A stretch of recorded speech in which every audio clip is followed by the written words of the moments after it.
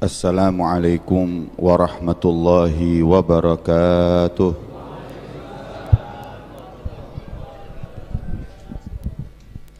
Mawaidul khair mabsutah liman bayarid fi syahrin fihi nabil mukhtar taha wulid syahrul ata wal madad wain alladhi yastamid fihi nubuwah badat anwaruha tattagid kam min muwaffaq bihubbih lin nabi qad sa'id syahad fi hadha asy-syahr min kulli dhama syahid ya khair laylah fiha khairal wara qad wujid.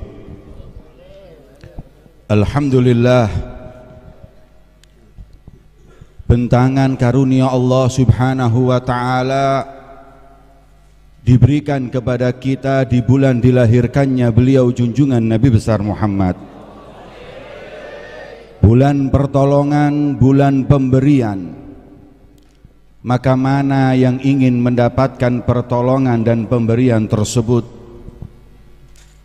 Tidak sedikit orang-orang sebelum kita mendapatkan kemuliaan dan ketinggian maqam berkat bulan dilahirkannya beliau junjungan Nabi besar Muhammad.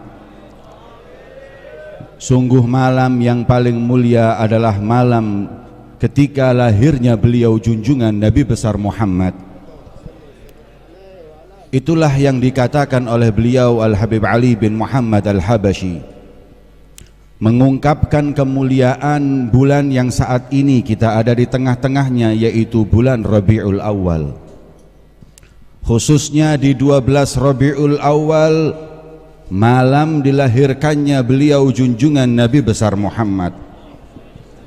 Yang kita tahu, kita kenal, tidak ada malam yang mulia untuk kita umat Nabi Muhammad seperti malam dilahirkannya beliau Rasulullah sallallahu alaihi wasallam. Siapa kita tanpa lahirnya beliau baginda Muhammad?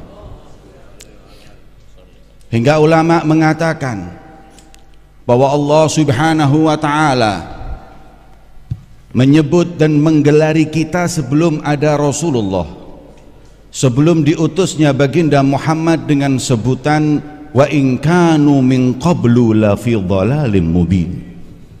Kita ini sebelum Rasulullah diutus, kita ini sebelum Nabi Muhammad dilahirkan, kata Allah, dhalal mubin, sesat, jelas sesatnya. Akan tetapi setelah lahirnya beliau Rasulullah, Allah enggak lagi menggelari kita, memanggil kita dengan sebutan dhalal. Bahkan Allah enggak mengatakan bahwa setelah kalian dulu dhalal sekarang dapat huda dan hidayah. Enggak. Allah dulu mengatakan kita dhalal, tapi setelah ada Nabi Muhammad, Allah mengatakan kuntum khaira ummatin, kalian adalah sebaik-baiknya umat yang pernah Allah subhanahu wa ta'ala ciptakan di muka bumi ini. Ini semua tidak ada lain kecuali kemuliaan beliau baginda Muhammad sallallahu alaihi wasallam. Alhamdulillah, di saat yang mulia ini kita meluapkan kebahagiaan kita atas dijadikannya kita umat beliau baginda Muhammad, atas lahirnya beliau Rasulullah sallallahu alaihi wasallam. Semoga perkumpulan dan kebahagiaan kita malam hari yang mulia ini menjadi sebab kita dicintai baginda Muhammad, menjadi sebab Allah ridha kepada kita, hingga menjadi sebab kita mendapatkan syafaat beliau junjungan Nabi besar Muhammad sallallahu alaihi wa ala alihi wasallam.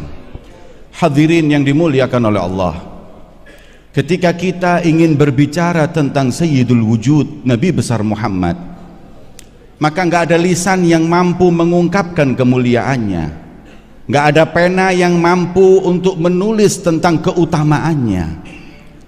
Sebab ulama sendiri mengatakan la ya'rifu qadra Muhammad illa Rabbu Muhammad. Enggak ada yang tahu hakikatnya Nabi Muhammad ini siapa kecuali yang menciptakan Nabi Muhammad. Sahabat enggak tahu 100%, tabi'in nggak tahu 100%, salaf nggak ngerti, yang tahu hanya Allah yang mengerti tentang keagungan dan kemuliaannya. Hingga Sayyidina Abdullah bin Abbas radhiyallahu taala anhuma, beliau pernah berkata, fa wallahi ma khalaqa wala dhara'a wala bara'a nafsan akrama ilaihi min Muhammad. Kata Allah subhanahu wa ta'ala, kata Sayyidina Abdullah bin Abbas, demi Allah, Allah nggak pernah nyiptain, nggak pernah nyiptakan, nggak pernah nyiptakan, diulang 3 kali. Khalaqa, baro'a, dharo'a artinya sama. Allah nggak pernah menciptakan, nggak pernah mengadakan, nggak pernah mewujudkan seseorang sosok yang lebih diagungkan oleh dirinya seperti Nabi Muhammad. Makanya Al-Imam Al-Busiri, beliau mengatakan, wansub ila dhatihi ma syi'ta min syarafin wansub ila qadrihi ma syi'ta min 'idhami. Nisbahkan semua kebaikan pada zat Nabi Muhammad dan nisbatkan semua kedudukan mulia pada beliau Rasulullah. Al-Imam Al-Busiri sampai mengatakan, setelah memuji beliau Rasul sallallahu alaihi wasallam, beliau mengatakan, kaifatar qaruqiyakal anbiya'u ya sama'a ma tawalad hasama'u. Mana mungkin ada nabi yang bisa mengungguli kedudukan Nabi Muhammad?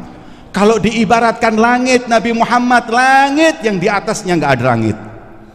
Paling mulianya nabi, paling mulianya rasul adalah beliau baginda Muhammad sallallahu alaihi wasallam. Kedudukan beliau Rasul sallallahu alaihi wasallam sangatlah tinggi di sisi Allah Subhanahu wa taala. Yang ketinggian kedudukan tersebut diungkap sendiri oleh beliau baginda Muhammad. Ketika para sahabat sering menyebut keutamaan kemuliaan para nabi, ada yang nyebut Nabi Adam, ada yang nyebut Nabi Musa, ada yang nyebut Nabi Isa. Kemudian Rasul sallallahu alaihi wasallam ketika mendengar hal tersebut berkata, betul, Nabi Adam mulia diciptakan langsung oleh Allah, betul Ibrahim Khalilullah, betul Musa adalah kalimullah, betul Isa ruhullah, semua mulia. Tapi kata beliau, ala wa ana habibullahi wala fakhar, tapi aku kekasihnya Allah dan aku nggak sombong. Adam wa man dunahu tahta liwa'i yaumil qiyamah. Nabi Adam sampai semua para nabi dan rasul ada di bawah benderaku kelak nanti di hari kiamat. Itulah kedudukan beliau Rasul sallallahu alaihi wa ala alihi wasallam. Kedudukan yang sangat tinggi, yang saking tingginya Allah angkat semua yang mempunyai kaitan dengan Nabi Muhammad. Tidak ada yang paling mulia umat seperti umat Nabi Muhammad. Tidak ada sahabat yang menemani para nabi dan rasul, baik hawariyin ataupun yang lain, seperti sahabat baginda Muhammad. Tidak ada keluarga, Nabi Ibrahim punya keluarga yang kita sholawati, tapi nggak semulia keluarga Nabi Muhammad. Semua yang ada nisbah dengan Nabi Muhammad dimuliakan oleh Allah Subhanahu wa ta'ala. Itulah kedudukan beliau Nabi Muhammad, hingga dalam ba'dil athar disebutkan, hadirin, seorang malaikat melihat bagaimana gentingnya nanti hari kiamat.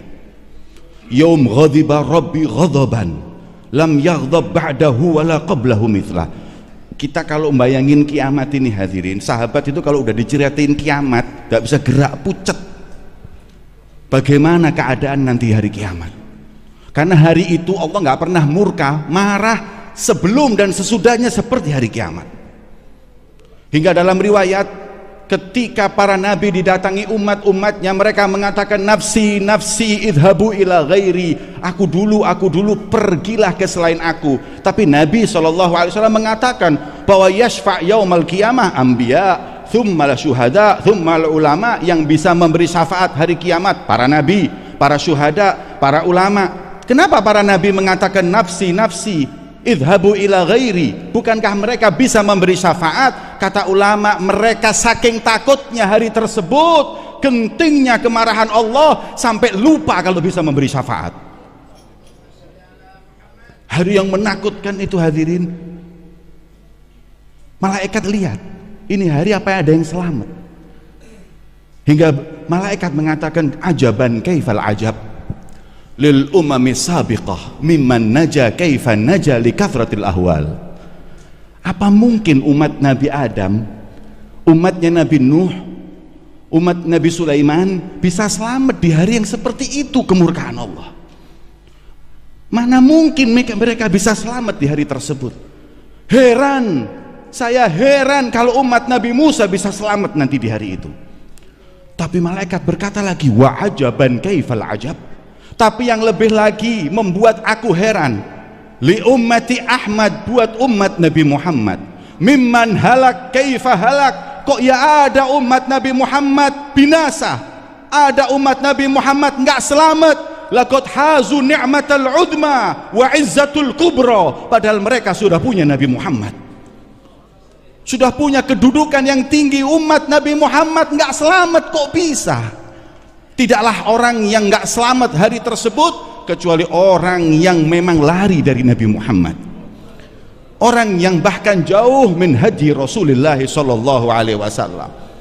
Kalau bicara qadru Muhammad, bicara keutamaan Nabi besar Muhammad sallallahu alaihi wasallam, enggak mampu kita.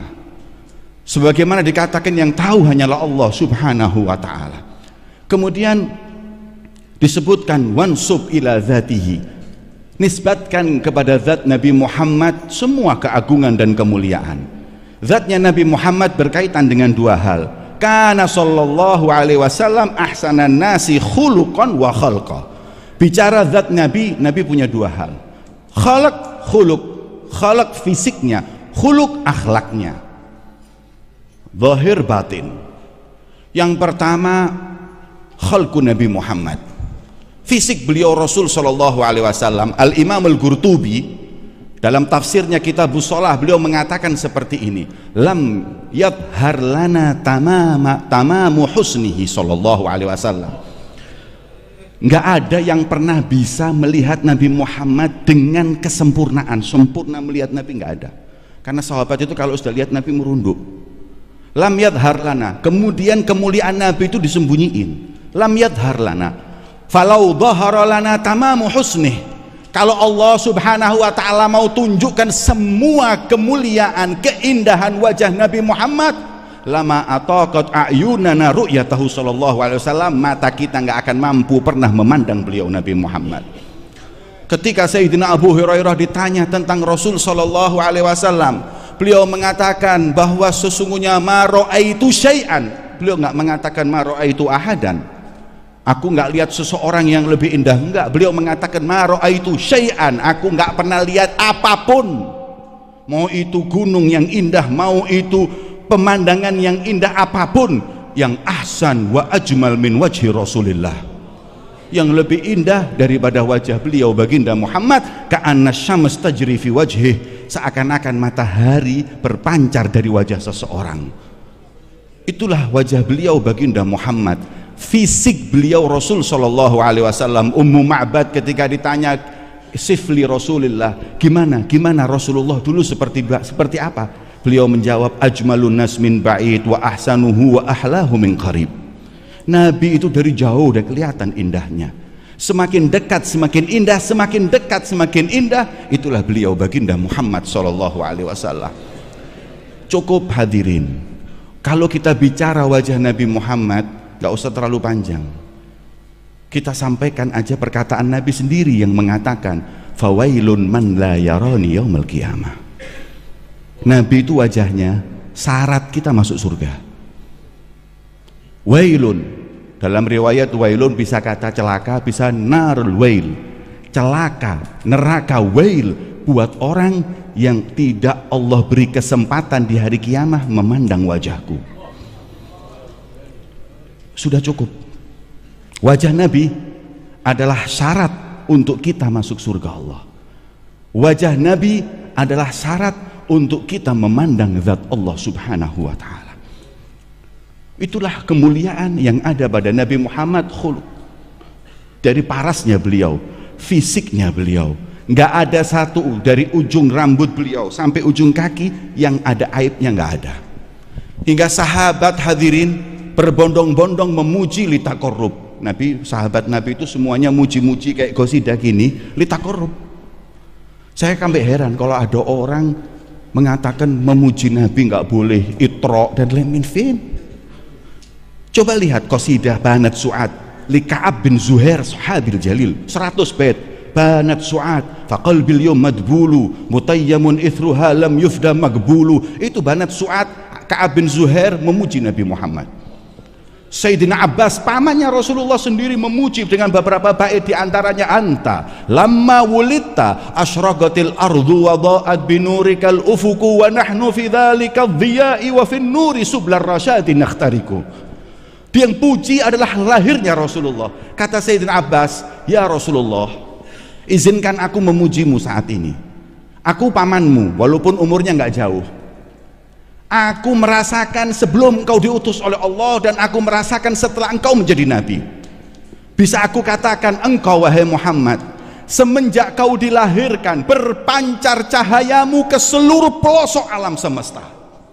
Dan semenjak lahirmu ya Rasulullah, kami berjalan di jalan bimbingan dari Allah Subhanahu wa ta'ala.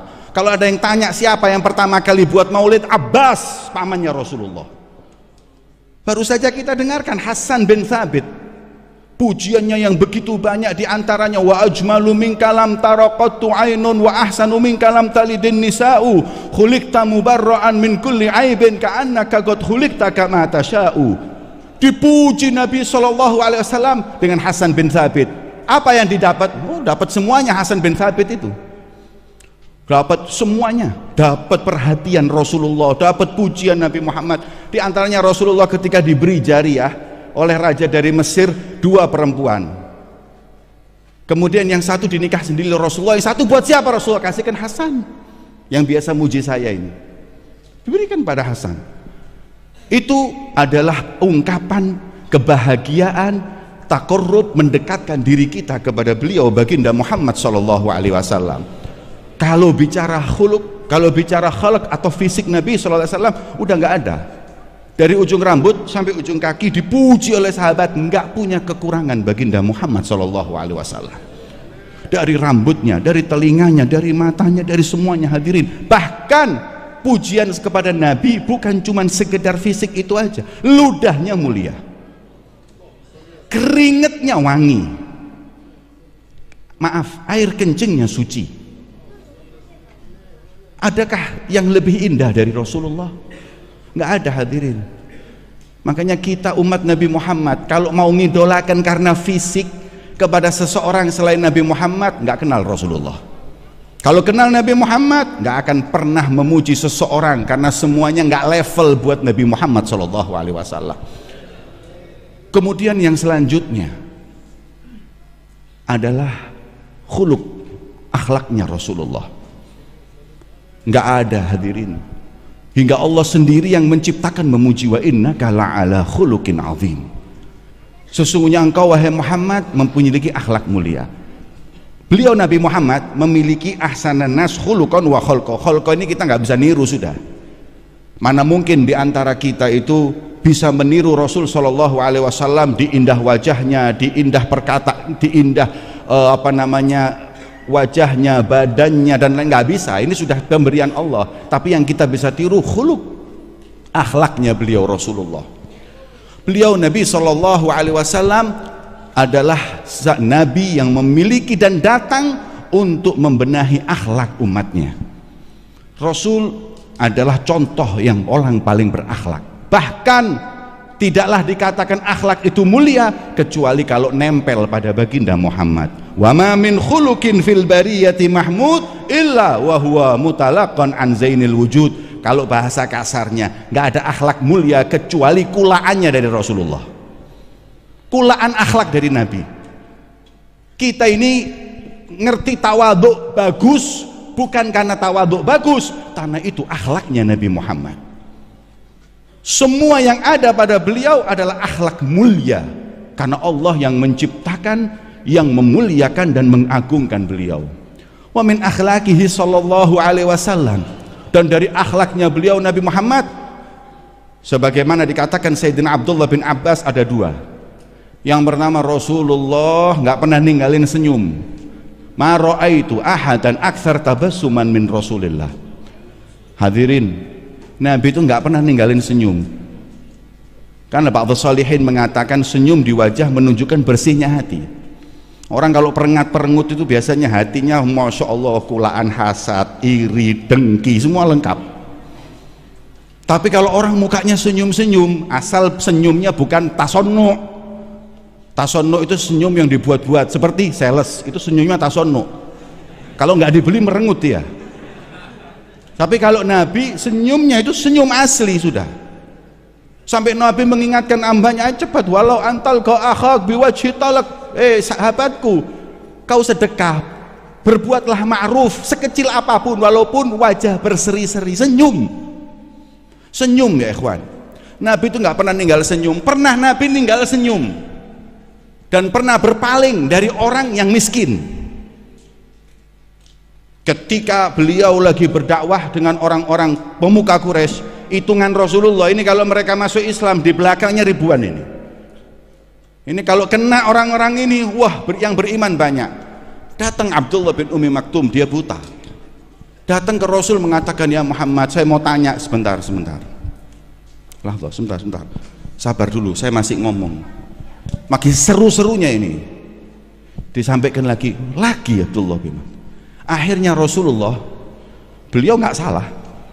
Cuman karena memang Abdullah bin Umi Maktum yang nggak tahu waktu, nggak tahu suasana, akhirnya membuat Rasulullah abasa wa tawalla, merengut, kemudian berpaling.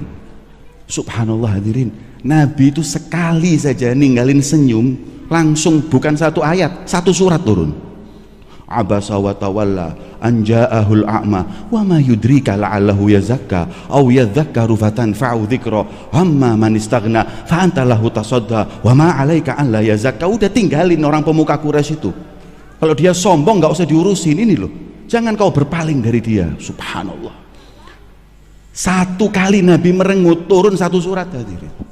Sampai saya ini mikir, untung Quran diturunkan buat Nabi Muhammad. Kalau buat kita orang 30 juz abasa semua isinya. Rasul sallallahu alaihi wasallam tarak al-basyashah, gak pernah ninggal senyum Nabi itu. Hingga para sahabatnya ngaku, anak ini paling dekat sama Nabi. Kenapa? Coba lihat Nabi kalau di depanku senyum, lihat anak paling aqrabun nas ilaih. Itu semua hadirin. Semua aku paling dekat. Kenapa? Min husni muamalatih. Karena baiknya Nabi sallallahu alaihi wasallam. Nabi SAW ketika tawalla, kenapa nggak boleh ihtikar? Nggak boleh karena itu merendahkan. Apalagi yang tanya orang miskin. Akhlaknya Nabi itu cinta orang miskin. Sebagaimana disebutkan dalam hadis, min akhlakil anbiya hubbul masakin. Ya, hubbul masakin min akhlakil anbiya. Cinta orang miskin, ngehargain orang miskin, itu akhlaknya Nabi, bukan cuma Nabi Muhammad aja. Semua Nabi cinta sama orang miskin, sama fakir. Tapi terus disebutkan oleh Nabi, wah bughdul fuqara au bughdul masakin min akhlakil fara'inah. Dan daripada benci orang miskin, meremehkan orang miskin adalah akhlaknya Firaun, akhlaknya orang-orang sombong yang dimurkai oleh Allah. Makanya kalau kita nemu ada orang ngomong kayak gini, hei ente fakir kadir kalam, ente jawab Fir'aun. Tidak ada yang meremehkan kemiskinan kecuali Fir'aun. Kif ente mengihanah fakir? Nabi fakir, Nabi miskin. Walaupun miskinnya Nabi kata ulama adalah miskin ikhtiari, pilihan. Miskin ada dua, ikhtiari, ittirari. Nabi itu miskinnya pilihan, mau kaya bisa tapi nggak mau. Kalau kita orang miskinnya itirori, kepepet. Kalau bisa milih fulus semuanya. Miskinnya Nabi Muhammad SAW pilihan, dan memang Nabi Muhammad cinta sama orang miskin. Dalam maulid disebutkan, idza da'ahul miskinu ajabahu ijabatan. Ya akhi, kalau diundang orang miskin, subhanallah, nggak ada yang nggak datang. Kalau orang miskin yang undang, Nabi Muhammad datangnya pertama kali. Kalau yang ngundang orang miskin, Rasulullah itu malah datangnya pertama kali. Kalau orang kaya nggak datang pertama kali Nabi, biasa. Tapi kalau orang miskin, jaga hatinya, perasaannya, didatangi, datang orang belum pada datang. Ini presiden loh hadirin. Kita sekarang nyari kayak gini, jangan presiden, wali kota aja nggak ada. Kecuali pilkada, tahlilan 7 orang datang. Masih belum jadi, tapi sudah jadi lain lagi. Tapi Nabi Muhammad sudah jadi paling mulianya makhluk, presiden di atas semua presiden. Kalau diundang orang miskin datang duluan. Kalau apabila diundang orang kaya datang duluan itu hal biasa. Diundang orang miskin, kita orang nggak hadirin. Kalau diundang orang miskin, subhanallah, kalau nggak telat uzur, mendung aja nggak berangkat, apalagi hujan. Maka itu akhlaknya Nabi SAW, diundang orang miskin datang pertama, diundang yang lain datang. Akhlak mulia, karena Nabi nggak pernah merendahkan seseorang. Rasul SAW paling nggak suka hadirin kalau ada orang merendahkan orang, apapun sebabnya. Sampai Rasulullah mengatakan bihasbi mri'in minasyar an yahkira akhahul muslim. Cukup orang dibilang bejat kalau sudah meremehkan orang lain. Ada macam-macam peristiwa yang di situ Rasul SAW marah ketika orang miskin atau ketika orang diremehkan. Di antaranya Bilal berseteru dengan satu sahabat. Akhirnya sahabat ini, la'allahu Abi Dzar, mengatakan kepada Bilal, ya Ibnu Sauda, ya anaknya orang negro. Karena memang Bilal itu orang negro, orang Ethiopia. Kalau bahasa sekarang, anaknya orang negro, direndahkan. Kemudian ada sahabat yang lihat, nyampein ke Rasulullah, ya Rasulullah, barusan Abu Dzar berselisih dengan Bilal. Terus ngomong, ya Ibnu Sauda, anaknya orang negro, kesian. Hah? Abu Dzar ngomong seperti itu? Iya, panggil. Dipanggil oleh Rasulullah karena merasa dirinya itu punya suku yang lebih tinggi dari sukunya dia. Dipanggil oleh Nabi, kemudian ditanya, benar nggak kau mengatakan seperti itu? Betul ya Rasulullah. Ditunjuk hatinya oleh Rasulullah sambil mengatakan fika mru'un jahiliyah, kau masih punya sifatnya jahiliyah, merasa dirimu lebih mulia, kau remehkan orang yang lain. Nangis Abu Dzar, minta maaf sama Bilal. Bilal tarabba biadin Nabi. Bilal ini orang yang dididik mulai masuk Islam sama Nabi. Datengin selesai minta maaf, Bilal aku salah ngomong, nggak apa-apa, aku maafkan. Memang orang kalau hatinya bersih maafkan cepat. Tapi min alamatil munafikin itu orang yang repot maafkan orang. Bertahun-tahun lebaran ketemu lebaran mesti repot dari maafkan. Karena memang punya sifat munafik. Tapi kalau para sahabat Nabi Muhammad sebentar berantem selesai. Tapi katanya Abu Dzar, tapi maaf, masih ada dalam hatiku ini ganjelan ketika aku ditunjuk oleh Rasulullah sambil mengatakan kau punya sifatnya jahiliyah, ini harus hilang karena aku punya perasaan aku ini dari suku yang lebih mulia dari sukumu. Terus katanya Bilal, ya udah minta kau kepada Rasulullah doa. Nggak bisa, saya sudah malu ketemu Nabi. Terus gimana? Ini harus hilang. Kau maafkan selesai, tapi ini perasaan harus hilang. Ini penyakit ini. Terus katanya Bilal, gimana terus? Kau mau bantu aku menghilangkannya? Iya, sebentar. Beliau tidur, diletakkan pipinya di tanah sambil berkata, pipiku yang satu ini injak wahai Bilal. Bilal, injak supaya hilang dari hatiku perasaan aku lebih mulia darimu. Bilal nggak mau. Bilal nggak mau. Rahmah. Semua keluaran madrasahnya Rasulullah ini rahmah. Coba kalau kita orang suruh nginjek, mau nggak disuruh nginjek kok, apalagi disuruh nginjek. Nggak mau, sampai dipaksa nggak mau. Hatta zala min qalbihi al-kibir, hingga hilang perasaan tersebut dari hatinya, hingga akhirnya sudah Bilal, alhamdulillah sekarang saat ini di hatiku nggak ada perasaan lebih mulia darimu. Nabi akhlaknya mulia. Bicara tentang akhlak nggak ada yang lebih tawadhu, yang lebih indah. Makanya disebutkan Abdullah bin Abbas dua hal. Yang pertama kathratul basyashah, yang kedua linul kalam. Nabi itu kalau ngomong milih kalimat yang paling nggak pernah nyakiti siapapun hadirin. Ini perlu kita contoh. Kita ini subhanallah kalau nyelekit ngomong bangga. Fulan barusan tak omongin nyelekit, langsung nggak bisa ngomong, bangga. Fir'aun Kevin bangga, nyakiti hati orang. Nabi tak bilangi hadirin, Sayyidina Umar itu ketika lihat Ka'bah mengatakan, Ka'bah anti azimah, kau mulia, walakin indi qalbu mu'min a'dham minki, tapi hatinya orang mukmin jauh lebih mulia darimu wahai Ka'bah. Dalam riwayat mengatakan hurmatu qalbu mu'min a'dham min hurmati Ka'bah, kemuliaan hati orang mukmin lebih agung daripada kemuliaan Ka'bah. Dosa orang yang ngancurin hati orang mukmin lebih dosa dari yang menghancurkan Ka'bah. Kif ya akhi, Rasul tuh pilih loh kalimat. Gak pernah Rasul ngomong mencaci maki kaum, mengatakan apa? Mabalal aqwam, kok ya ada ya orang, kok ya ada ya orang. Sampai pernah dalam riwayat, kalau orang belajar fikih, di fikih itu ada tentang hukum apakah membatalkan orang yang habis makan daging yang dibakar. Orang itu khilaf pendapat Indah Syafi'i enggak, tapi sunnah kita wudu karena enggak membatalin. Di mazhab lain mengatakan membatalkan. Tahu enggak hadirin, riwayat ini antara Imam Syafi'i dengan yang lainnya seperti ini. Ada seorang sahabat, dia itu nunggu sholat. Ketika nunggu sholat, batal wudhunya. Ketika batal wudhunya, ini sahabat lupa kalau wudhunya batal. Lupa kalau wudhunya batal. Ketika waktu sholat itu datang, qomat. Ketika qomat, Rasul tahu siapa sahabatnya nggak punya wudhu ini, tahu. Terus ngingetinnya gimana hadirin? Menurut mazhab Syafi'i itu mengatakan siapa di antara, kebetulan yang tadi ini nggak punya wudhu ini, yang keluar angin ini, dia itu tadi itu keluar angin hingga batal wudhunya. Kebetulan sebelumnya habis makan daging yang dipanggang. Lah Nabi mengingatkannya, dia sambil berkata, siapa yang baru aja makan daging panggangan jangan lupa wudhu.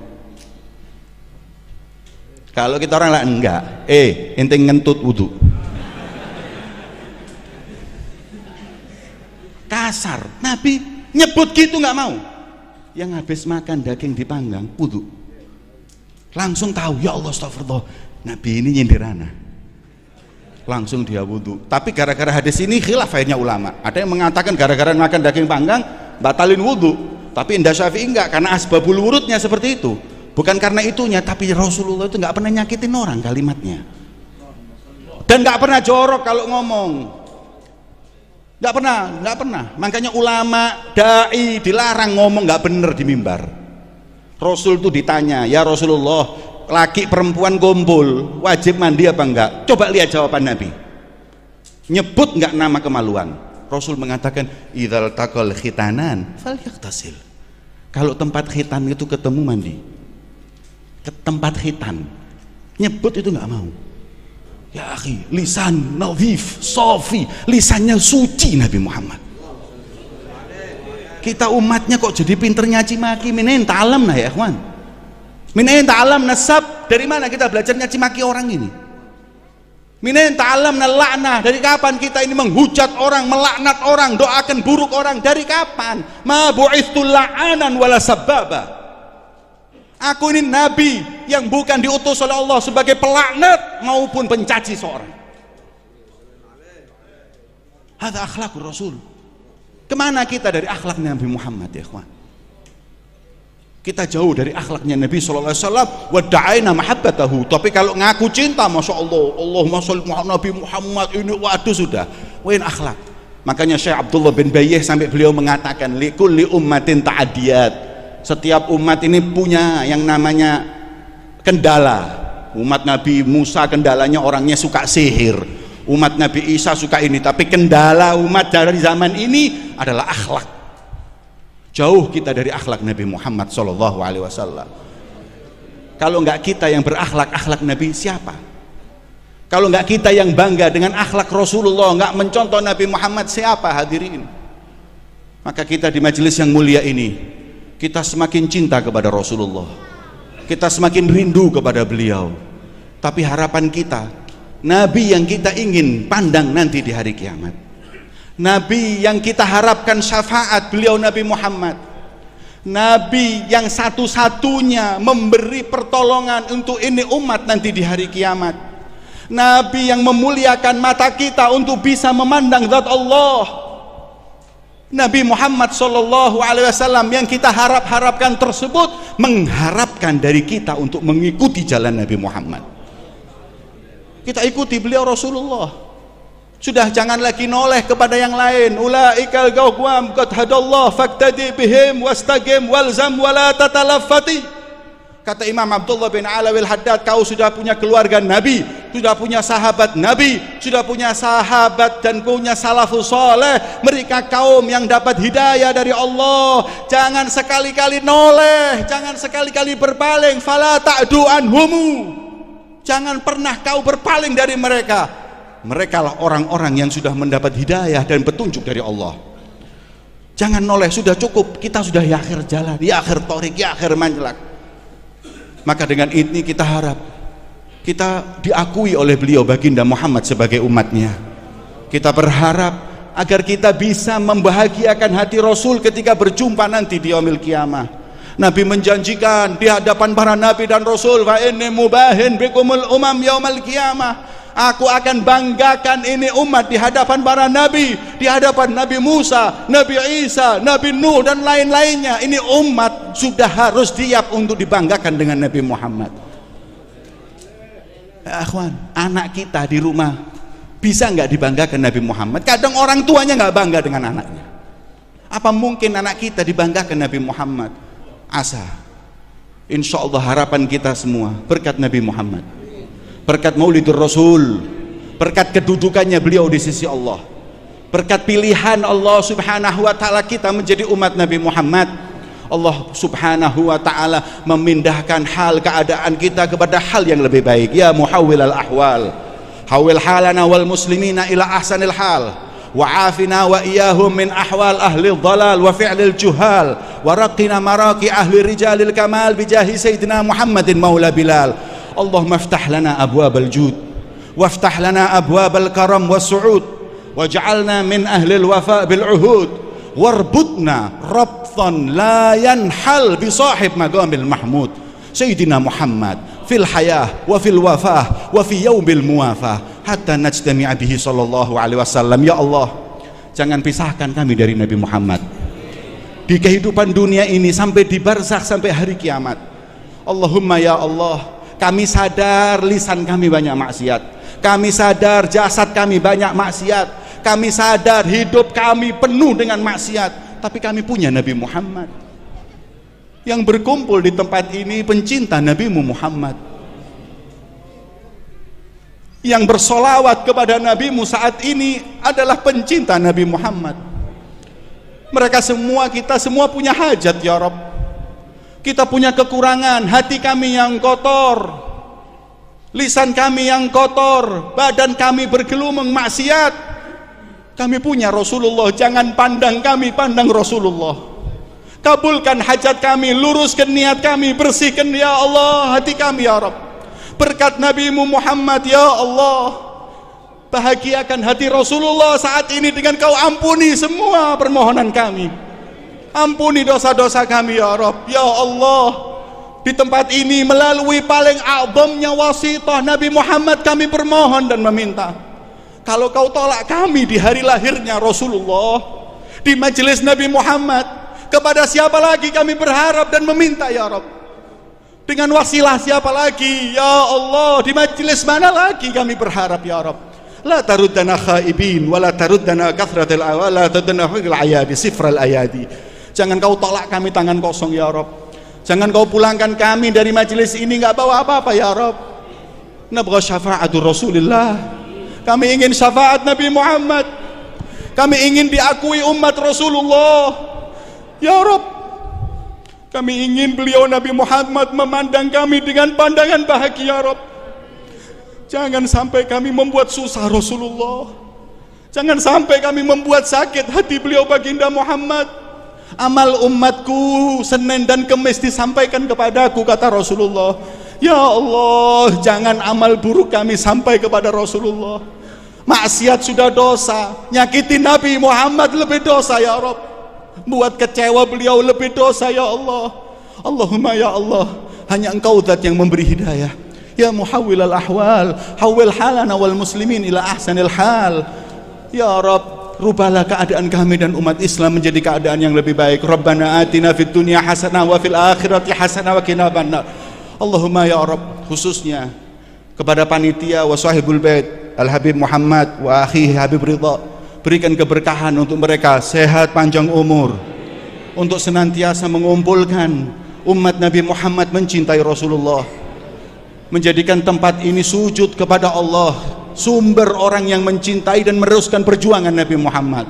Dan saudara-saudara kami yang tertindas, yang terdolimi saat ini, ya Allah, berikan faraj kepada mereka, berikan kemenangan untuk mereka, ya Allah. Saudara-saudara kita saat ini yang difitnah, saudara-saudara kita yang sakit, sembuhkan ya Allah, selesaikan urusan mereka ya Rabb. Rabbana zalamna anfusana wa in lam taghfir lana wa tarhamna lanakunanna minal khasirin. Wa sallallahu ala sayyidina Muhammad wa ala alihi wa sahbihi wasallam walhamdulillahi rabbil alamin.